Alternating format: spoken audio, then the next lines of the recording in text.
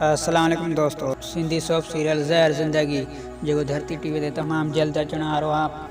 त अगर तव्हां में बि इन ड्रामे में अदाकारी करण जो शौक़ु आहे त तव्हां इहो शौक़ु पूरो करे सघो था। इन ड्रामे में तव्हां अदाकारी करे सघो था। अगर तव्हां में टेलेंट आहे ऐं तव्हां सुठी अदाकारी करे सघो था, तव्हांखे इन ड्रामे में मौक़ो मिली सघे थो। अगर तव्हां ड्रामे में कमु करणु चाहियो त तव्हां वीडियो पूरो ॾिसंदा ऐं चैनल खे सब्सक्राइब कंदा, तव्हांखे मुकमल तफ़सील ॾींदासीं त तव्हां हिन ड्रामे में कीअं कमु करे सघो था ऐं कीअं तव्हां हिन ड्रामे में अची सघो था। तव्हांखे अगरि तव्हां में सिंधी अदाकारी करण जो टेलेंट आहे ऐं तव्हां सम्झो था तव्हांखे अदाकारी अचे थी ऐं तव्हां हिन ड्रामे में कमु करे सघो था। तव्हांखे फेसबुक ते नूर ज़ेवर जो हिन ड्रामे जो राइटर ऐं मलक खजू जो हिन ड्रामे जो डायरेक्टर, तव्हांखे हिन ॿिन्हिनि सां राब्तो करणो पवंदो फेसबुक ते। ऐं तव्हां पंहिंजो टेलेंट हिन ॿिन्हिनि खे ॾेखारींदो त तव्हांखे हिन ड्रामे ज़हर ज़िंदगी में मौक़ो मिली सघे थो।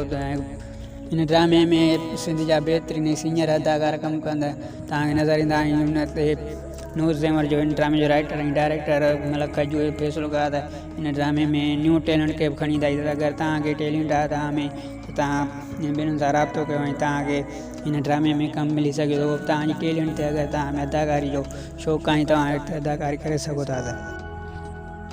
अस्सलाम वालेकुम दोस्तों हमारी ॾिसी रहिया यूट्यूब चैनल सोप टीवी। त सोप टीवी में तव्हांखे भली का चऊं था त अॼु असां ॻाल्हि कंदासीं सिंधी ड्रामा सीरियल ज़हर ज़िंदगी जो तमामु जल्द धरती टीवी ते अचण वारो आहे। हिन जे राइटर ऐं डायरेक्टर सिंध